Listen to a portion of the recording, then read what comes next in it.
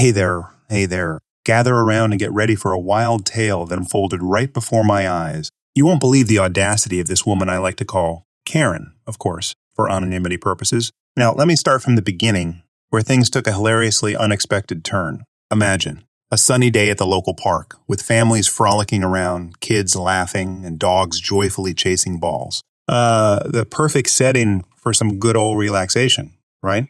I was there, soaking in the sunshine, when I noticed a frazzled-looking woman with a cute little dog. Let's call her Lisa. She had a worn-out expression, and her child, let's call him Timmy, was coughing uncontrollably. It was evident that Timmy wasn't feeling well. Poor kid. Being the friendly and compassionate person I am, I approached Lisa and struck up a conversation. Turns out her little pooch, Baxter, was more than just a pet. He was a certified support dog, trained to provide emotional comfort and stability for Timmy, who suffered from anxiety and severe allergies. Baxter was an absolute superhero in dog form. Now enter our villain, the infamous Karen. She came barging in like a bull in a china shop, huffing and puffing. She didn't waste a moment to interrupt our conversation, making it clear that she had a bone to pick. Or in this case, a dog to snatch. Karen, excuse me, but that dog is too cute to be just a pet. I demand you give it to me.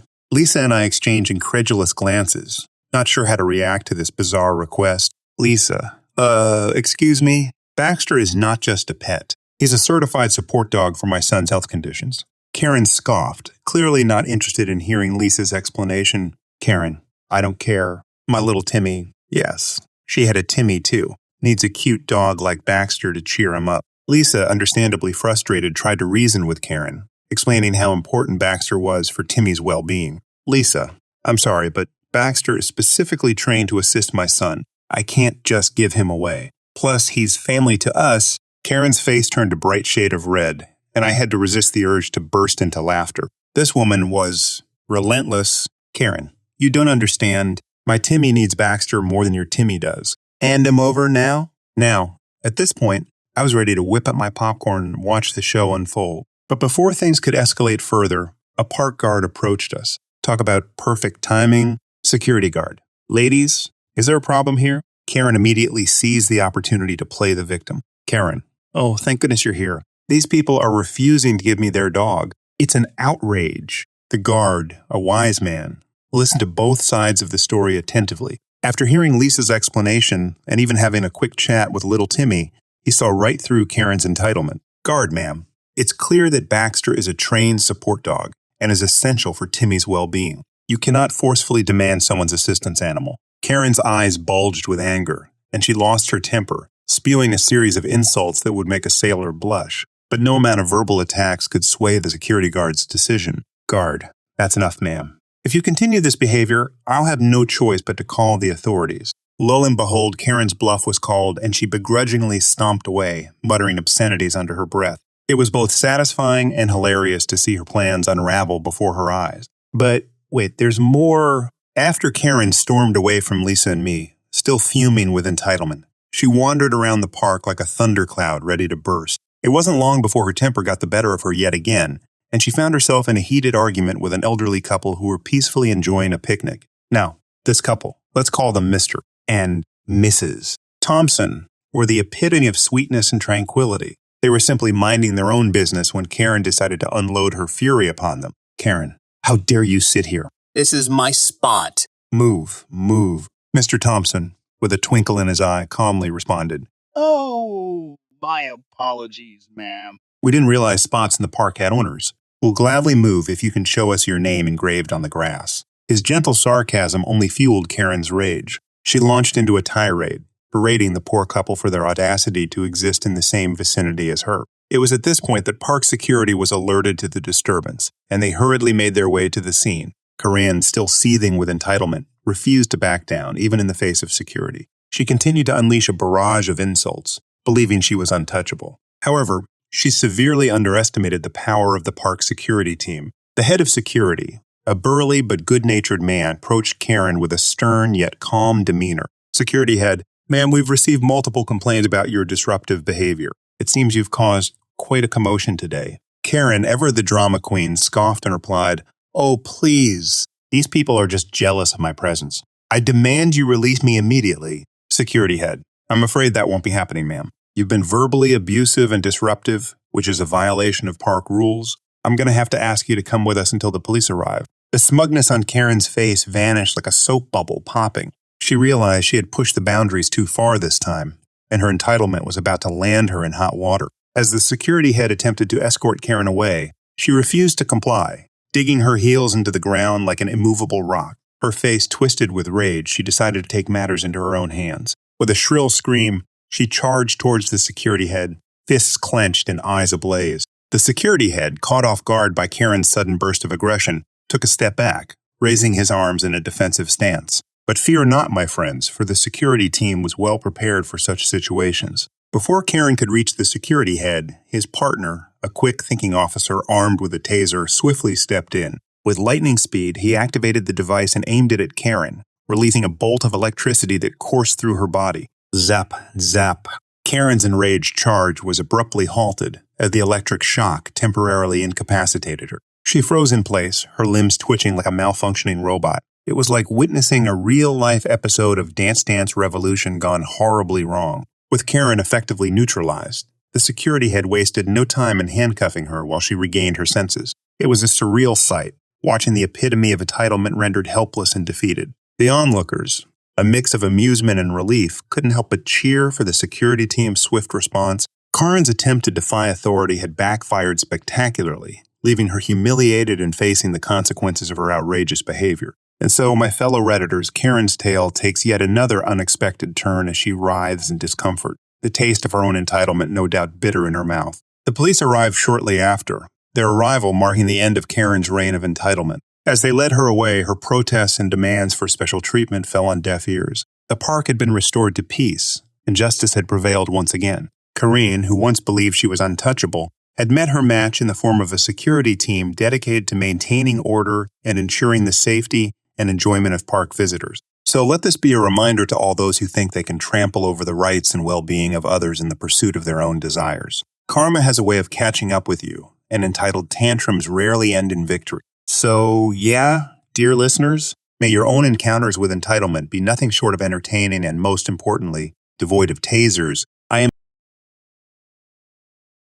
a student at a university. I am 35 years old and have a house in a different town, but am currently living part-time in a student corridor. The house is built 1955. Sounds will travel thorough the building. I am a quiet type of neighbor, almost never listens to music, mostly studies on my computer. I read and drink tea. Lots of tea. Most of the time, I'm not even there, only a few days a week, month. In my area, this is the cheapest accommodation you can find. It does its job. I'm quite happy about it. Then, a new neighbor moved in below. One day, she knocked on my door and asked me if I used the new furniture cups she gave me. What furniture cups? The one I left in your mailbox. I explained to her that my mail comes to my house, meaning I only check the mailbox once a month or so to get the student newspaper. I get the furniture cups and puts them on my chair. She left them together with a note about me making loud, inappropriate sounds. I do not. Whatever.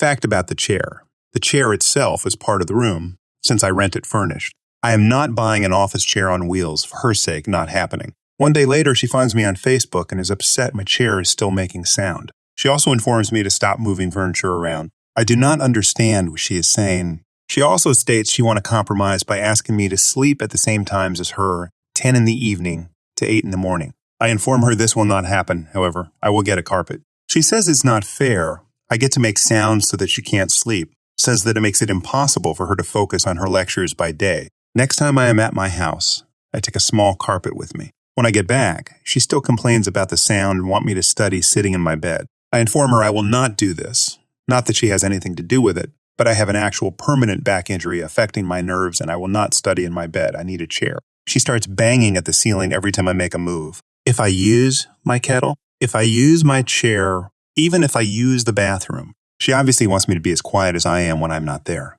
Then she complains to the landlord. They mail me about it being prohibited to make loud sounds between 10 in the evening to 8 in the morning. I explain politely to the landlord that the girl downstairs is insane. They're understanding and inform me they will try to speak with her. I also check her Facebook profile. It says she is studying law. For some reason, I find this kind of funny, because she acts like the loud sound rule can be used to interfere with me actually using my room like a normal person, and has quoted the landlord's rules about loud sounds after 10 like it's Swedish law or something. It is not, and it would take a lot more for the landlord to do anything. She also reminds me about lawyers I've spoken to in my work life that tries to use their title to get better treatment than normal clients and threatens you if you don't comply. Yesterday, I got back from my house after 3 weeks studying from there because I need to get to some seminars, examination, and stuff. 20 minutes past 10, she started making banging sounds at the ceiling. I am 35 years old. I normally go to sleep at midnight at the latest. I'm not some party animal like some of my other neighbors who are nice people. BDU. I have had no real plans to begin living like when I was 20 and was up all night. Well, I guess I am not studying in the mornings like I planned to. I am going to begin studying by night every time I am here, and especially if she starts hitting her ceiling. Usually the course I go to begin quite late on the day, so this is not an issue. I blocked her on Facebook. Happened 7, 8 years ago. Not me. Guy who did it is dead. Business is now closed. No one is alive to go after. I don't know where the business was located exactly. Don't ask because I won't know. So there was a guy I used to run into at a local business for hobbyists enthusiasts. We'd always arrive half an hour before opening time on the second Saturday of every month to stand in line and shoot the breeze with other enthusiasts while we waited for the doors to open. We got along well, and while we never got together outside of this monthly activity, and I didn't even have his phone number, I'd consider him a friend. I will call him Tony. Tony owned a business in a rough neighborhood in Chicago, and he had this tale of revenge on the city when their laziness or stupid policies crippled his business, or at least made it difficult to operate for a week or two. Someone stole a semi-truck, parked the trailer in front of his business, and then took the tractor. So Tony has this trailer from an 18-wheeler blocking his business. His business has something to do distribution and relies on smaller trucks coming in and out of his shop. There's only one entrance, and this giant trailer is parked in front of it. Tony calls the police. They come out, put a sticker on it, notifying the owner to move it, and they tell my friend they can't do anything more. Tony asks if the cops can at least get someone to move it forward 30 feet. They claim they can't touch it because it hadn't been reported stolen yet, and it's not parked illegally. Tony points to his driveway and says, "Isn't that illegally parked? It's blocking a driveway." Typical lazy Chicago cops tell him he can pay someone to move it, but they can't do anything and they leave. 2 hours later, Tony sees lights outside and runs out. There's a squad car investigating the trailer. Tony asks all sorts of questions, and the cop says, "I think this was reported stolen." He puts a big yellow sticker on it that says either move it or it'll be towed. Tony asks when it'll be towed. The cop says the owner has 30 days, and if not, the city will pick it up. He then adds, but it'll get lost, so it'll probably never move. The cop then advises Tony to pay to have moved or removed. Tony is pissed, but hopes that it was reported stolen and the owner will come get it. He arrives in the morning to find bums living in it. When I say living, I mean it's basically become a whorehouse and crack den. It's only a matter of time before someone is raped and murdered in it, not even considering the death of a human being that would make this a crime scene, and knowing the swiftness with which the Chicago Police Department handles things. That crime scene would shut down Tony's business for months or even years. Tony finally breaks down and calls a towing company to move it. They won't touch it unless he proves he's the owner. He offers cash with no questions asked. They want $1,500. He refuses. He calls other places and they all want to rip him off or they don't even want to do it. He said his biggest problem was lying about it. There was no believable reason he could come up with to have someone else move a semi-trailer if he claimed to be the owner. He should have a truck to move it. Even if it broke down, the truck that towed it off would have moved the trailer first. This ends up being a dead end because towing joints that could handle this didn't want to get involved unless it was well worth their time. And Tony just refused to be gouged. He even said he would have paid $500, but not the $1,000 or $1,500 these other places wanted. As a side note, knowing the Chicago project director, I'd bet very heavily that he could have given a cop $500 and the cop could have called to get it removed almost immediately. And kept cops take bribes all day long, especially in that neighborhood and especially during that time. Anyway, Tony is mad, so he keeps calling the cops. They say the mayor put out an order that homeless people can't be moved if they're not on major thoroughfares. The cops can't touch them. Now that I'm editing this, I remember the crucial detail that finally broke Tony and forced him to become an arsonist. Some code enforcement cops showed up and started to try to ticket Tony because his trailer was blocking a fire hydrant. Even though he explained that it wasn't his trailer, they told him that it was his responsibility to maintain access to the parkway. Yes, this is a thing in Chicago. You don't actually own from the street to the sidewalk. The city does. But you're still required to maintain it by cutting grass and shoveling snow and keeping it clear. It's even like that out here in the Chicago suburbs. Tony ends up with this fine and cops telling him he has to pay to remove this thing. And he can't remove it because he doesn't own it. And the cops won't help. and the city won't help, and towing companies won't help. I'm not sure, but I think it was a daily fine for every day it wasn't removed. I know he said he fought it later, but I don't know if he owed anything or if it was thrown out completely. Too bad Tony is dead and his whole family is dead other than his son who is sick and knows nothing about any of this anyway. So there's no one to ask. Finally, after getting this crap fine and a week or so of running his business backwards because he can't use his overhead door, he decides to get the trailer moved. He's not going to get gouged by some tow truck place either. He calls Pape's Chicken and sets up a lunch buffet outside for his workers. The bums in the truck are all looking. Tony tells them, "If you get your stuff out of the truck, you can eat too." They pack up and go get the free meal. My buddy closes and locks the trailer. That night, he goes out, throws a bunch of garbage and paper in the back, douses the trailer in gas, and throws a match. After a good long burn, he calls the fire department. The fire department comes out, puts out the fire, and the next day, they send a wrecker to remove the debris. There was some charring on Tony's 30-year-old broken sign. There were black marks on the building. His front windows cracked, and it looked like hell on the parkway. When he was telling the story, he admitted that he didn't think the heat would be enough to damage the building because the fire was just inside the trailer. I can still see the look of surprise on his face when he said that. You could tell he had no idea. Anyway, Tony called the city, filled out a form, and got himself new signage for his business, new windows, sandblasting of the front, and the whole parkway area in front of his business got a nice pressure wash. New trees, new grass, and even a new curb gutter. He claims the city paid for everything because he kept saying, "I asked the police to move it." Had they moved it, it wouldn't have damaged my building. Apparently, his insurance company didn't even get involved.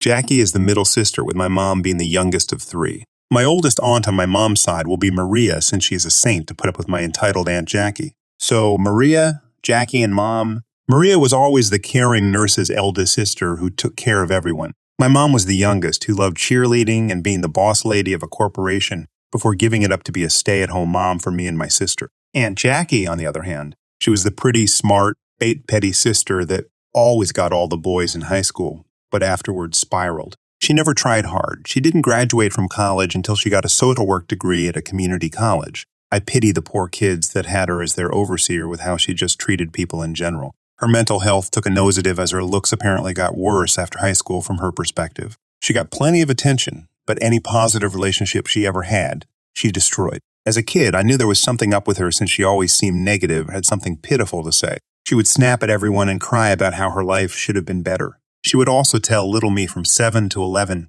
to give her my Christmas money before my Nana and Pop. My mom's parents finally shut her down. She was living with my Nana and Pop from when she was 26 to into her 50s before they finally had enough. She's always been a moocher and plays the victim in every situation. Even if the story she's telling was never hers to begin with. Sorry for the long background of my Aunt Jackie. While I don't have ill will towards her and understand her frustrations with her life, her decisions and attitude are what cement her leech-like image in my brain. During the global crisis, I've been staying at home with my parents in our house. This 4-bedroom house has been with us since before I was born, almost 30 years, in a neighborhood that grew around it. The neighborhood would years later become an impressively expensive area with McMansions and golf courses as far as the eye can see. My parents have finally, as of this summer, paid off the mortgage of this impressive and amazing house, and I love living here with them. I pay them rent and water bills as well as food. I have a great room, and I'm not too far from my office and the store. Plus, I get to cook for my mom and dad for their opinions on my recipes. Win. My Aunt Jackie has her own 2-bedroom house, has for a couple years now. Problem is, she doesn't take care of it herself. My mom has gone on more than one occasion to clean out the house for my aunt because she is physically disabled. Aunt Jackie only screams at Mom about what to do like she's her slave, but refuses to help or praise her. I wanted to go with Mom to act like a buffer, but she refuses, saying, "I'll just end up getting guilted and tricked." I've been pretty firm as of late, but I have been known to forgive things more readily than others would allow. So during the crisis, we haven't seen her but have had phone conversations. Well, last weekend, my Aunt Jackie called my mom to check in. "I haven't talked to you in a while. How are you?" Jackie greets Mom. Good. Everyone's been doing as well as can be during this time. That's nice. Now that vaccines are rolling out, it's going to be nice to see everyone again. She always leaves a pause after she says something to try and get more information out of people or make her voice sound weaker and more pitiful. Yeah, we usually keep to ourselves, so we've been good so far with distancing. What are you looking forward to once everything goes back to normal? Well, I can't wait to come visit. My house has gotten so cluttered lately. I'm thinking of getting a bigger house for all my stuff. Really?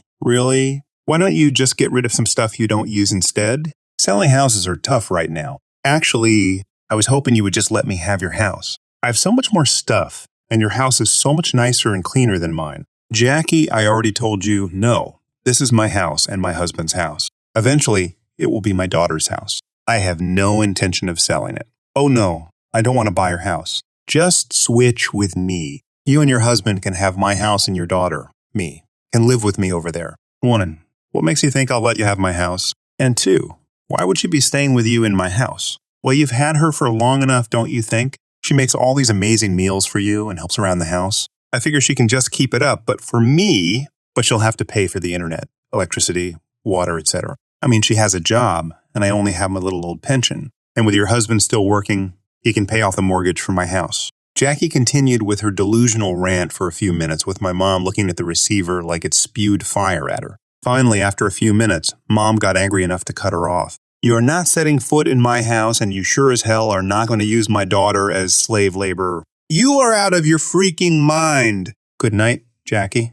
And then hung up. My mom then had to pop open a bottle of red wine and told my dad and I everything said. While Mom was on the phone, Dad, I was eavesdropping from the other room, praying Mom wouldn't let her come. We were so relieved, Mom put her foot down. It turns out Jackie called Maria to complain about what Mom said to her, spinning a sob story about how cruel of a little sister she was for not giving up her house, and how she was going to be alone until she could rent a recreational vehicle to go live with Aunt Maria. Suffice to say, Aunt Maria shut that idea down and told her to stop trying to force herself on other people at almost 67 years of age. Sorry for the long story, everyone. There are other stories of my Aunt Jackie, but her madness only seems to get worse as the years go on. So I thought I'd share the most recent craziness with you all before going back to rehash the past.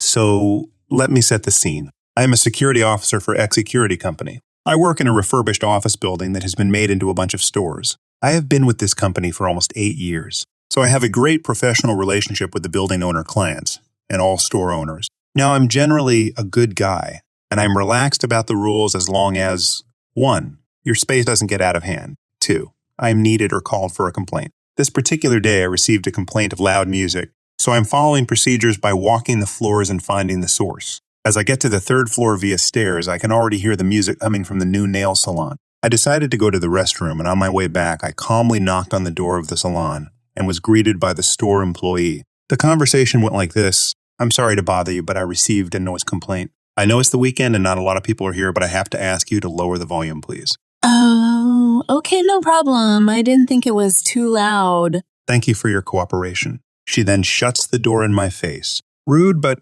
okay. So I continued to the other floors and didn't hear any more music, so I returned to the security desk. About 40 minutes later, the store employee comes down up to the desk I'm sitting at, and this is the conversation that follows. You're a liar. Excuse me? You said you got a complaint against me. I just went up all the floors and nobody said the complaint about me. I'm sorry, ma'am, you misunderstood what I said. She cuts me off before I can explain. Don't try to backtrack now. You're a liar, and I'm going to get you fired for harassing me. I called my boss, and she is calling the building owner. I'm sorry you feel that way, but I need you to return to your workstation as you are causing scene in front of clients. And if not, I will have no alternative but to walk you out of the building, as the site has a zero-tolerance policy for these kinds of events. I'm still going to get you fired for this. She then storms off to the elevators. About an hour later, I got a conference call from my boss and the building owner. Morning, I'm on a conference call with the building owner, and we received a wild complaint about you misbehaving on site. Just now, we want to get your side of things before we decide on what to do next.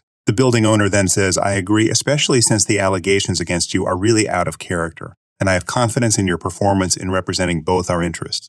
So I give them the rundown on everything that happened and how I handled it. That sounds more like you. However, it's now he said, she said, as she claims you forced your way into her workspace and was yelling at the top of your lungs at her to turn the music down, while yelling obscenities and racist remarks at her in front of her clients and how you threatened her life if you had to come back up there. She says she feels like her life is endangered as long as you're here working so close to her. And her client said that she was telling the truth. Now I was pissed.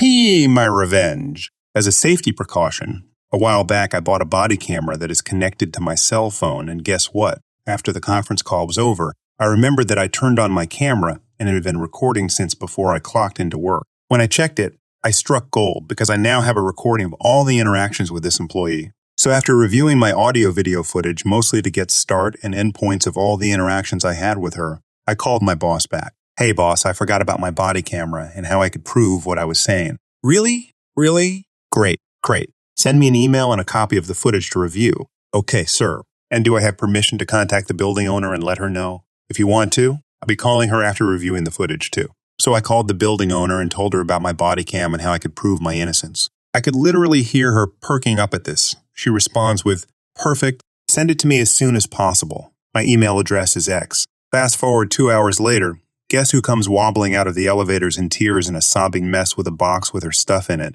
with her head down doing the waddle of shame as she is being escorted out the property by police. Yep, the store employee. Later I found out that the building owner called the salon owner and was livid that her employee was causing such a scene and had gotten her clients involved with the incident against me, and how that was unacceptable. While the building owner didn't have the power to fire the employee, she still made it clear that she was now banned from the building and all its resources, reminding the salon owner that though the employee may call the shots inside the salon, she will have to answer to the building owner once she steps out of that salon. And the icing on the cake, the building owner renegotiated my contract and I got a $5 raise for my outstanding service. Update. The employee came to the site a few weeks later and literally begged me to speak with the building owner and get her to cancel the ban. She begged and tried to bribe me. And when I told her no, she threatened to call the police and say I tried to harass her if I didn't. I grabbed the landline and said, okay, let's call the building owner. When the building owner answered, I told her the employee is here and I recounted everything she said.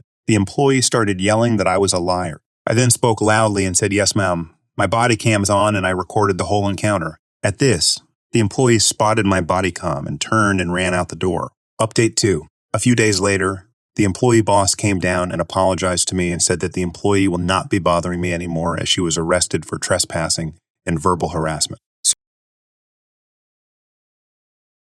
So this happened a few years back. So first let me give some background to help you understand a few things. So I run a cattle operation that I took over from my now deceased father. I have a little over 100 acres, give or take, and my land and cattle are guarded by 12 half Marima and half Sarplananak guard dog. This particular breed is big. The head of my biggest male and female is level with my middle rib, and I'm 6'2", so you can imagine just how big they all are. All my dogs are trained to patrol the limits of my pasture and help clean the calves right after they are born. They also are trained to guide any other people who come into the property directly to me, and they can be very protective of me, their turf, and the cattle. I've seen these dogs literally tear apart coyotes who got too close to the herd, but otherwise they are gentle giants. Now that I've given all the background you'll need, let's get on to the story. So I was patrolling the fence with one of my females, Freya, who is a total suck-up, to make sure the fence wasn't knocked over by deer, when I heard Freya huff and bark. I looked over to where she was pointing, and I saw my 2 alphas, Fenrir,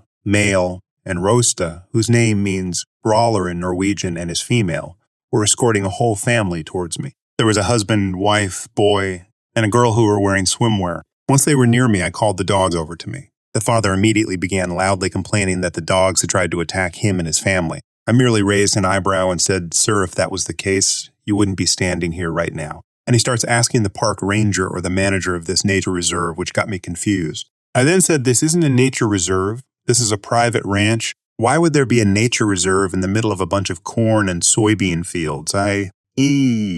Farming country? And then the mother piped up, well, it looked like it might be a nature reserve, so we thought it was. I could only shake my head in disbelief at what I was hearing. The mother then went on to explain that they'd come here to look for a place to swim since the local lakeside beach was too full, and they found my creek and thought it'd be a good place to swim. And not long after my dogs found them and brought them to me, I apologized for yelling and getting upset, but told them that they needed to leave. But the dad insisted that they were gonna swim, that I can't make them leave, how it's a free country, and he can go and do as he pleases since he's a sovereign citizen. I look at him and ask, did that hurt?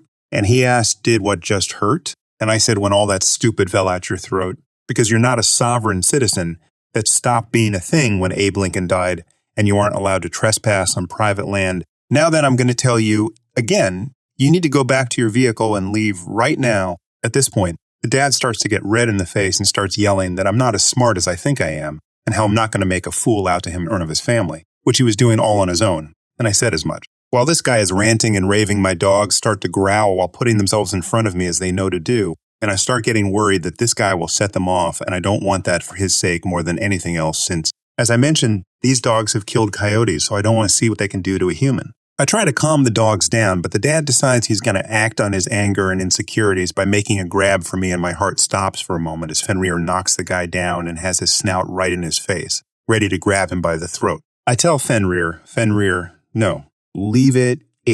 Come. Unfortunately, he listens and comes back. I then chewed out the dad once again for trespassing, picking a fight, provoking my dogs, and almost getting himself killed, all for the sake proving how much of a man he is. I help him up, brush him off, and check to make sure he wasn't bitten. And I try to calm the woman and kids down. I tell them one last time they need to leave and shoo the dogs away and guide the family back to their car. They got back to their car that had been parked on the side of a gravel, and I once again apologized for what had happened. The dad, who had calmed down, apologized as well before starting his car and driving off. I never had anything come of that scenario, and while it still pisses me off how stupid and entitled that family was, the dad most of all, and how that stupidity and entitlement almost got them killed, I'm just glad that everyone was okay and hopefully learned a lesson. I guess it just goes to show how, no matter what, the craziest things can happen to anyone.